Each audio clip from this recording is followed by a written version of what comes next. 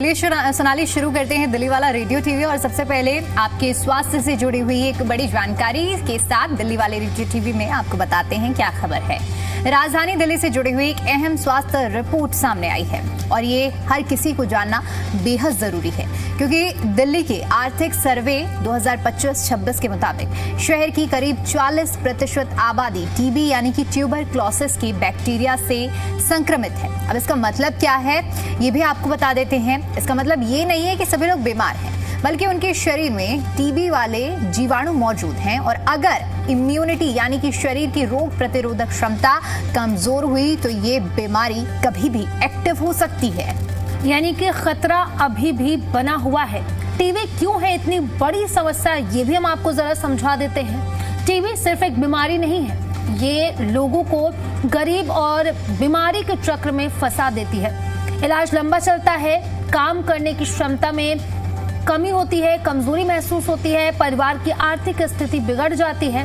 इसीलिए इसे देश की सबसे बड़ी स्वास्थ्य चुनौती में गिना जाता है। सरकार इस पर क्या कर रही है ये भी हम आपको जरा बता देते हैं। अच्छी खबर तो ये है कि हालत सुधारने की कोशिश भी तेज है। टीबी मुक्त भारत अभियान चल रहा है, जांच केंद्र बढ़ाए जा रहे हैं और इसी के साथ साथ स्वास्थ्य सेवाओं पर भी सुधार हो रहा है। एम्बुलेंस और इमरजेंसी सेवाएं भी बढ़ाई जा रही हैं और दिल्ली में CATS के पास अभी 330 एम्बुलेंस है और सरकार का प्लान है कि इसे बढ़ाकर 1000 तक किया जाए। बिल्कुल, तो देखिए समस्या बड़ी है, लेकिन समस्या से पार पाने के लिए अगर पहले ही कदम उठा लिए जाएं सोनाली, तो ये समस्या उतना विकराल रूप नहीं ले पाएगी। अब अगर हम आंकड़ों की बात कर लें तो साल 2025 में नवंबर तक 4,25,000 से ज्यादा मरीजों को अस्पताल पहुंचाया गया है। अस्पतालों की स्थिति क्या है ये भी जान लीजिए। साल 2015-16 में 1000 लोगों पर 2.73 बेड होते थे, लेकिन अब जब बदलाव हुआ है साल 2025 से लेकर 26 के बीच की अगर हम बात करें तो ये बढ़कर 2.84 हो गए हैं।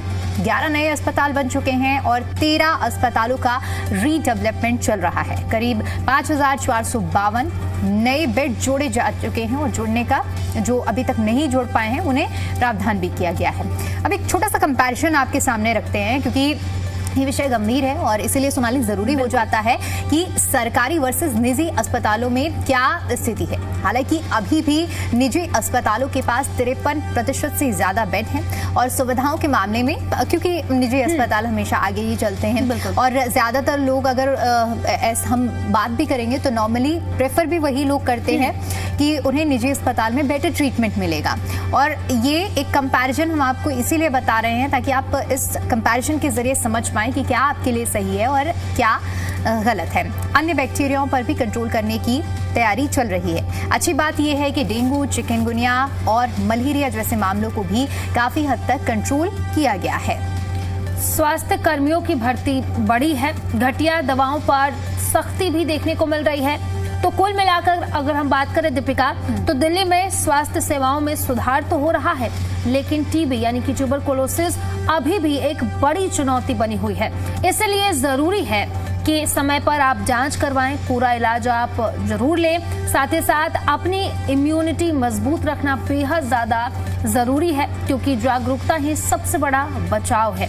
तो टीबी के जो मामले हैं वो लगातार बढ़ रहे हैं। हालांकि सरकार की तरफ से इस पर काम भी किया जा रहा है, लेकिन सबसे जरूरी बात यह है कि आप समय पर जांच करवाते रहें। ये बेहद जरूरी है, क्योंकि जब आप 40 क्रॉस करते हैं, 50 क्रॉस करते हैं तो एकदम से बहुत सारी बीमारियां सामने आने लगती हैं, जिसके लक्षण हमारे शरीर में पहले से होते हैं। तो इट्स बेटर कि आप पहले से जांच करवाएं, अपने इम्यूनिटी का ध्यान रखें, अच्छी चीजें खाएं, पहले से ही उस चीज का ध्यान रखें, क्योंकि precaution is better than cure. बिल्कुल, और इम्यूनिटी के बारे में अगर हम कहें तो सोनाली, कोरोना की समय से हर कोई वाकिफ हो गया है कि इम्यूनिटी आपके लिए कितनी ज्यादा जरूरी है। बिल्कुल, और इसीलिए अच्छी चीज का खान पान सेवन करना बहुत जरूरी है, लेकिन इसके साथ साथ आपको अपनी लाइफस्टाइल में बदलाव करना भी बहुत जरूरी हो जाता है। हमने देखा कोरोना जैसी इतनी गंभीर समस्या, इतनी बड़ी बीमारी, लोगों ने कैसे अपनी इम्यूनिटी को बूस्टअप करके लड़ी थी।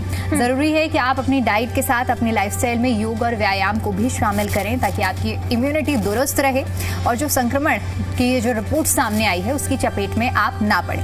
लेकिन बावजूद इसके अगर आप सारे प्रिकॉशंस ले रहे हैं और आपको जरा से भी कोई भी ऐसे सिम्टम्स लग रहे हैं जो आपको आशंका आपके मन में पैदा कर रहे हैं, तो एक बार जरूर जाएं अस्पताल में, जांच जरूर करवाएं, क्योंकि सही समय पर डायग्नोसिस बहुत ज्यादा जरूरी होता है। और अगर सही समय पर आपको डायग्नोसिस मिल गया है तो हो सकता है जो समस्या विकराल रूप ले सकती है वो ना ले और आप समय रहते ठीक हो पाए। तो ये तो बात हुई ट्यूबरक्लोसिस की, जिसको लेकर जो रिपोर्ट सामने आई है ये रिपोर्ट आपके सामने रखना बहुत ज़रूरी है।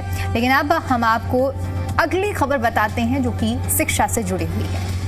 बिल्कुल दीपिका, अब सीएम रेखा गुप्ता ने कल अपना दूसरा बजट पेश किया बतौर वित्त मंत्री। अब उसी से जुड़ी यह खबर है क्योंकि दिल्ली सरकार के नए बजट में इस बार शिक्षा पर खास फोकस किया गया है और कई बड़े ऐलान भी इसको लेकर के किए गए हैं। सबसे पहले छात्राओं की बात कर लेते हैं। सरकार ने फैसला लिया है कि 9वीं कक्षा में आने वाली करीब 1,30,000 लड़कियों को मुफ्त साइकिल दी जाएगी। इसके लिए 90 करोड़ रुपए का बजट रखा गया है। मकसद साफ है ताकि ट्रांसपोर्ट की दिक्कत की वजह से कोई भी लड़की अपनी पढ़ाई ना छोड़े। तो देखिए अब बात कर लेते हैं कि ये साइकिल किसको मिलने वाली है और उसके लिए क्या क्या जो मापदंड होने वाले हैं वो भी तय किए गए हैं। तो मेधावी छात्रों के लिए क्या है खास वो भी बता देते हैं। 10वीं में अच्छा प्रदर्शन करने वाले छात्रों को सरकार की ओर से फ्री लैपटॉप दिया जाएगा। इसके लिए 10 करोड़ रुपए का प्रावधान किया गया है बजट में। इससे बच्चों को डिजिटल पढ़ाई में मदद मिलेगी। यानी कुल मिलाकर दिल्ली सरकार ने इस साल शिक्षा के लिए 19,148 करोड़ रुपए का जो बजट रखा है, ये पूरा बजट जो कि बताया जा रहा है कि 18% ये जो अमाउंट है वो बजट का इतना हिस्सा शिक्षा के लिए है। बिल्कुल। इसके अलावा अगर हम बात करें कि 200 करोड़ रुपए स्कूलों के नए भवन बनाने के लिए भी है, 275 करोड़ रुपए स्कूलों के विस्तार के लिए रखे गए हैं।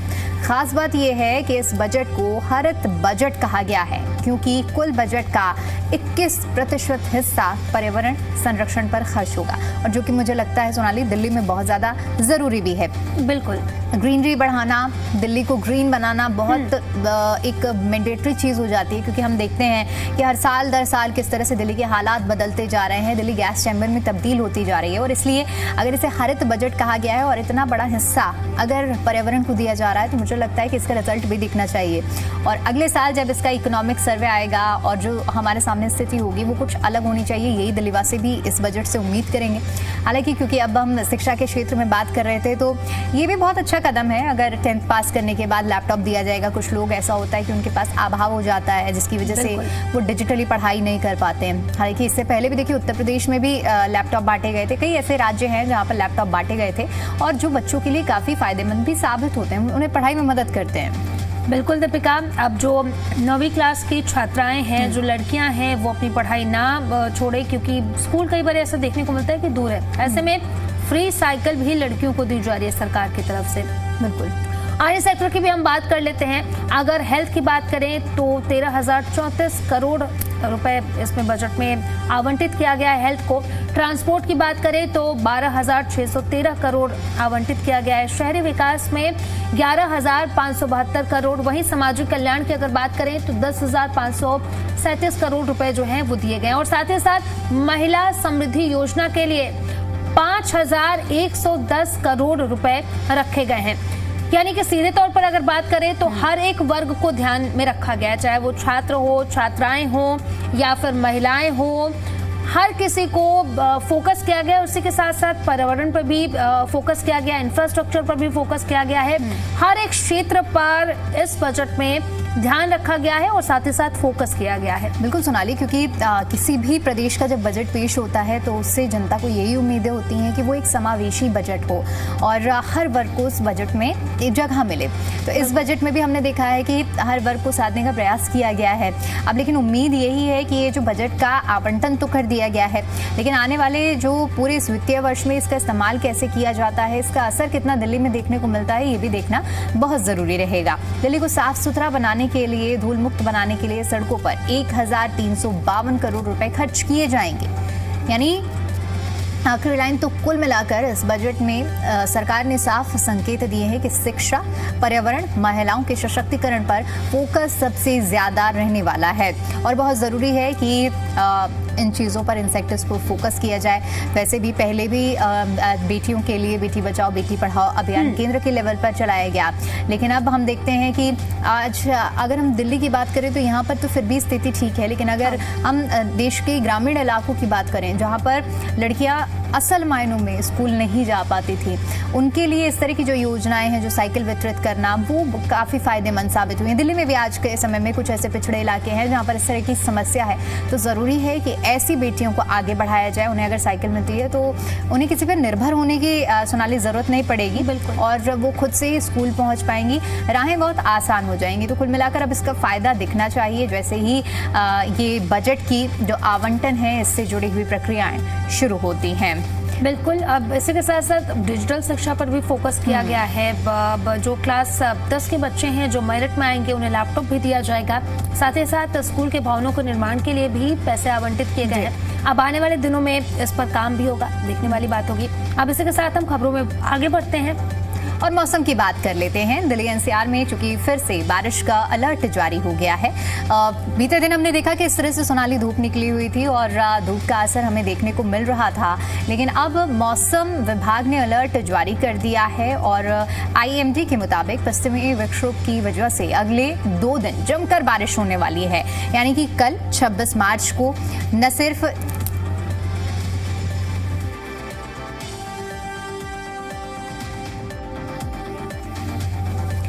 तो देखिए, न सिर्फ दिल्ली बल्कि पंजाब, हरियाणा और चंडीगढ़ में भी गरज चमक के साथ हल्की से मध्यम बारिश होगी।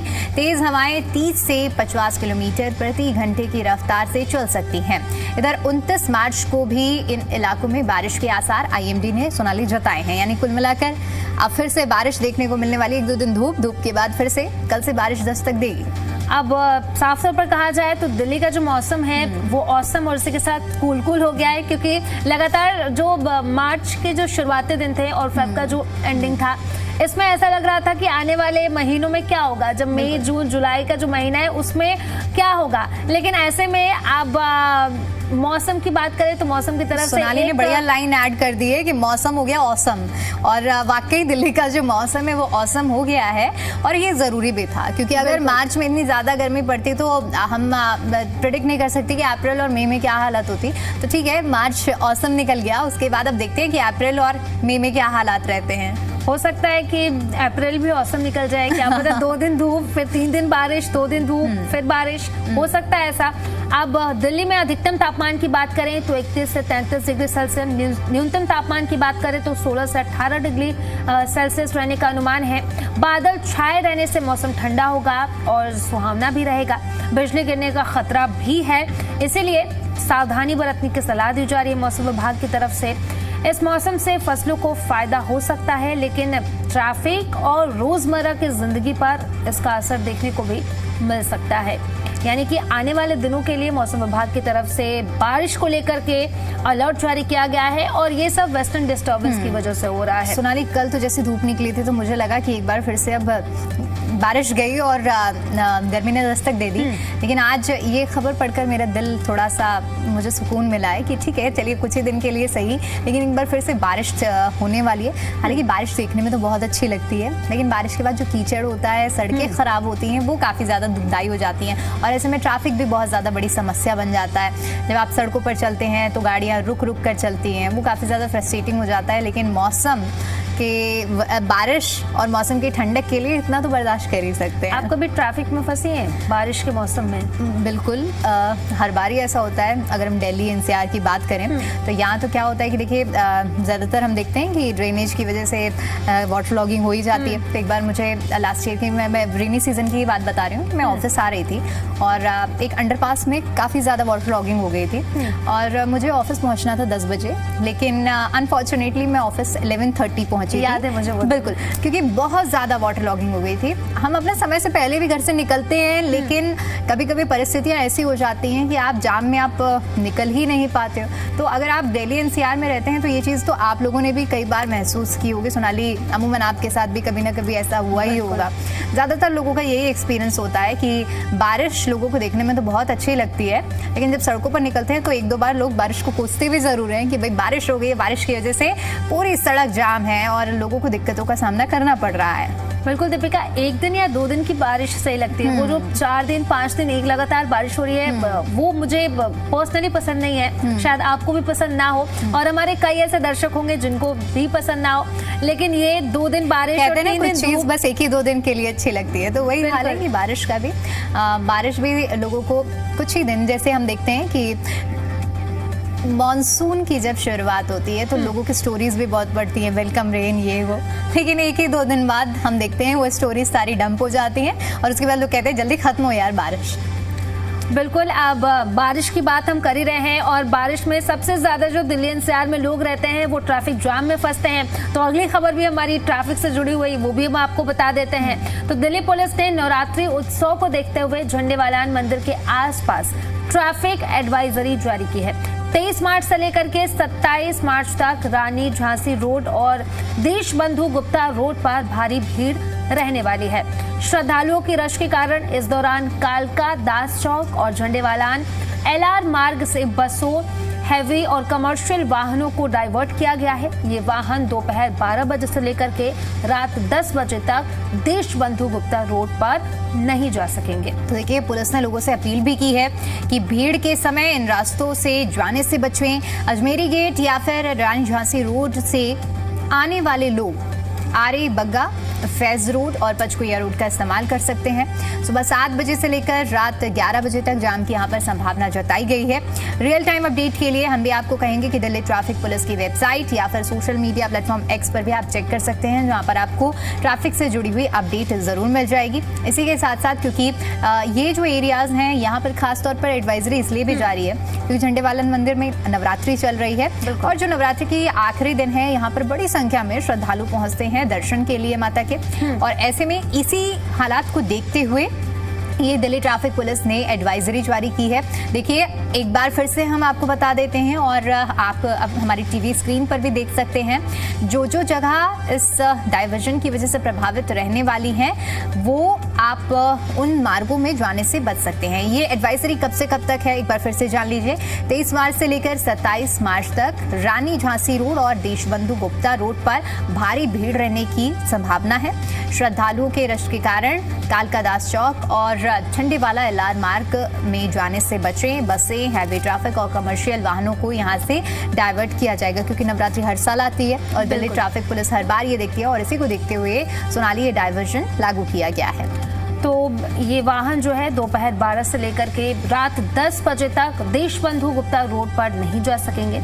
अब पुलिस की ओर से यही अपील की जा रही है कि भीड़ के समय इन रास्तों से आप बचें और साथ ही साथ अजमेरी गेट या फिर रानी झांसी रोड से आने वाले लोग आरए बग्गा और फैज रोड और पंचकुइया रोड का इस्तेमाल आप कर सकते हैं। सुबह 7 बजे से लेकर के रात 11 बजे तक जाम की संभावना ज्यादा है, इसलिए real time update Google maps का आप इस्तेमाल कर सकते हैं या फिर ट्रैफिक एडवाइजरी आप चेक कर सकते हैं। एक्स पर जा करके ट्रैफिक पुलिस की तरफ से जो एडवाइजरी जारी की जाती है और उसके बाद ही अपने घरों से बाहर निकले। और नवरात्र का समय है, ऐसे में झंडेवालान मंदिर के में दर्शन करने के लिए भक्त बड़ी संख्या में पहुंचते हैं।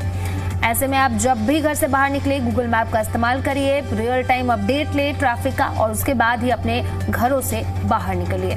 बिल्कुल। तो देखिए, ये तो बात हो गई मौसम और ट्रैफिक की। अब एक और खबर आपको बता देते हैं जो कि देश की टॉप संस्थानों में से एक इंडियन इंस्टीट्यूशन ऑफ टेक्नोलॉजी यानी कि आईआईटी दिल्ली से जुड़ी हुई है। आईआईटी दिल्ली ने समर रिसर्च फेलोशिप 2026 के लिए नोटिफिकेशन जारी किया है। अगर आप इंजीनियर हैं या फिर टेक्नोलॉजी के छात्र हैं तो आप रिसर्च में अपना करियर बनाना का अगर मन बना रहे हैं तो ये खबर और ये शानदार मौका आपके लिए है। क्या है फेलोशिप का पूरा प्लान, चलिए आपको बता देते हैं। ये एक समर फेलोशिप रिसर्च प्रोग्राम है जिसमें देश भर के टैलेंटेड छात्र 8 हफ्तों के लिए आईआईटी दिल्ली के जो प्रोफेसर्स हैं उनके साथ काम कर सकते हैं। इसके पीछे का मकसद क्या है ये भी आपको बता देते हैं। छात्रों को रियल रिसर्च एक्सपीरियंस देना है और उन्हें इनोवेशन की दुनिया से जोड़ना है। कितने समय का ये प्रोग्राम होगा वो भी जरा हम आपको बता देते हैं। ये फेलोशिप कुल 8 हफ्तों यानी कि लगभग 2 महीने की होगी। प्रोग्राम की जो तारीख है वो आपको बता देते हैं 13 मई से लेकर के 13 जुलाई 2026 तक। और इस दौरान आप एक रिसर्च प्रोजेक्ट पर काम करेंगे। आपको IIT दिल्ली के एक्सपर्ट फैकल्टी गाइड करेंगे। आपको प्रैक्टिकल नॉलेज मिलेगी। क्या क्या और फायदे मिलेंगे वो भी जरा हम आपको एक बार बता देते हैं। सेलेक्ट होने के बाद आपको कई सुविधाएं मिलेंगी।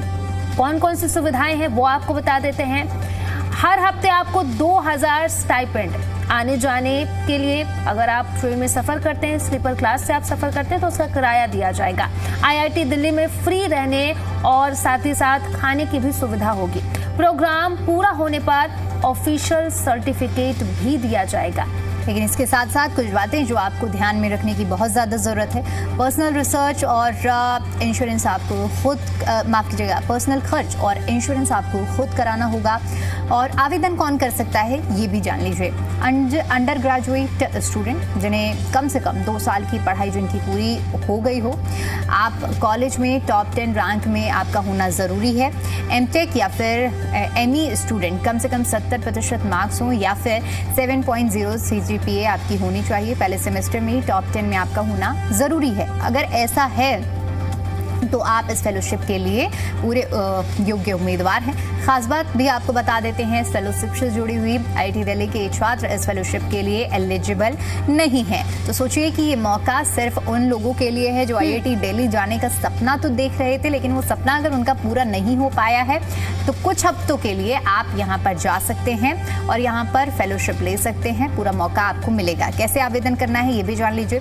पूरा प्रोसेस ऑनलाइन होगा। आपको ये डॉक्यूमेंट्स अपलोड करने होंगे। कौन कौन से डॉक्यूमेंट्स है ये भी जानिए। Passport size photo, marksheet, rank certificate, NOC no objection certificate जो आपको अपने कॉलेज से लेना होगा। तारीखें जो कि 16 मार्च आवेदन की शुरुआती तारीख है और आखिरी तारीख है 3 अप्रैल 2026। रिजल्ट इसका आएगा मई के पहले हफ्ते में। तो क्यों करें अप्लाई ये भी ज़रा हम आपको बता देते हैं। अगर आप सोच रहे हैं कि ये फेलोशिप आपके लिए क्यों ज़रूरी है तो चले हम आपको समझा देते हैं। आपको IIT जैसे टॉप संस्थान में काम करने का मौका मिलेगा। जैसे कि अभी दीपिका ने बताया, कई ऐसे लाखों छात्र होते हैं जो IIT में जाना चाहते हैं लेकिन नहीं जा पाते हैं। अब ऐसे में 8 हफ्ते वहाँ पर रहेंगे। 2 महीने का ये लंबा वक्त है, तो आप जा सकते हैं, रह सकते हैं और एक बार लाइफ में एक्सपीरियंस करना चाहिए। अगर आप IIT, वैसे भी IIT के कैंपस में रहना वो अपने आप में एक दुनिया होती है और वहाँ जाने का हर किसी का मौका होता है। हालांकि सोनाली, मैंने कभी सपना नहीं देखा था कि मेरे को बीटेक करना है या क्या, बट एक बार IIT कैंपस में घूमने का मेरा भी बहुत ड्रीम था और ये ड्रीम मेरा पूरा हुआ। मैं एक IIT कैंपस में गई थी और वहाँ जाने के बाद सोनाली मेरा एक्सपीरियंस बिल्कुल अलग था। क्योंकि आप देखेंगे कि आपको IIT कैंपस, हम नॉर्मल कॉलेजेस में जाते हैं, हम देखते हैं कि कॉलेज है, हाँ बड़ा कैंपस होता है, लेकिन कॉलेज के अंदर आपको सब कुछ मिल जाना।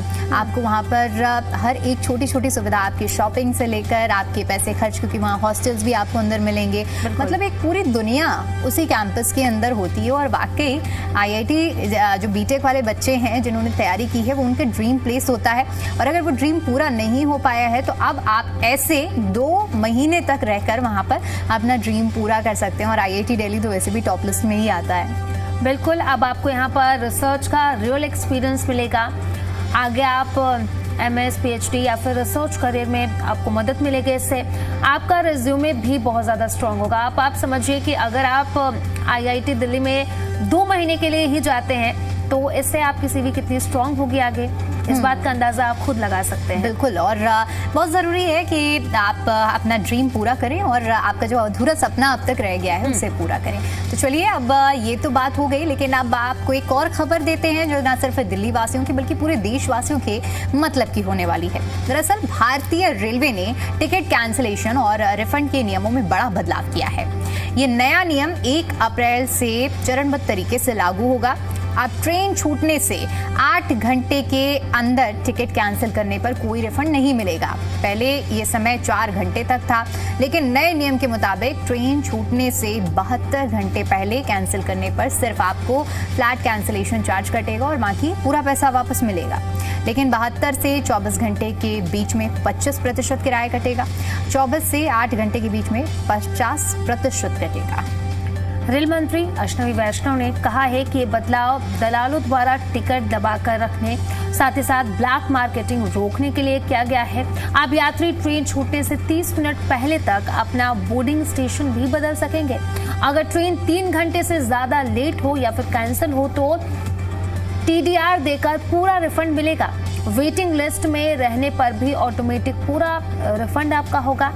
इससे आम यात्रियों को कंफर्म टिकट मिलने की उम्मीद भी ज्यादा बढ़ेगी। यानी सोनाली, अब आपकी टेंशन कम होने वाली है। जो आपको त्योहारों में समस्या रहती थी कि कंफर्म टिकट नहीं मिल पाता है, तो न सिर्फ सोनाली बल्कि सोनाली जैसे तमाम लोग जो कि अपने घरों में त्योहारों में या फिर आमतौर पर जाने की प्लानिंग करते हैं, लेकिन जिन्हें कंफर्म टिकट नहीं मिल पाता है, तो ऐसे लोगों के लिए ही रेलवे ने ये बड़ा बदलाव किया है। हाँ, कुछ ये बदलाव ऐसा ज़रूर है कि पहले जो 4 घंटे तक कैंसिलेशन का अमाउंट मिल जाता तो वो अब दायरा बढ़ा दिया गया है, लेकिन वो भी कहीं ना कहीं देखा जाए तो इसका अगर हमें पॉजिटिव असर देखने को मिलता है तो इसका हर कोई स्वागत ही करेगा। और हर कोई चाहता है कि उसको जो जर्नी करनी है वो एक सेफ और अच्छी जर्नी हो, जिसमें उसे किसी भी तरह की दिक्कत ना हो, वेटिंग लिस्ट में उसे ना जाना पड़े, RAC ना मिले। इसीलिए देखिए रेलवे इस तरह के आजकल कदम उठा रहा है।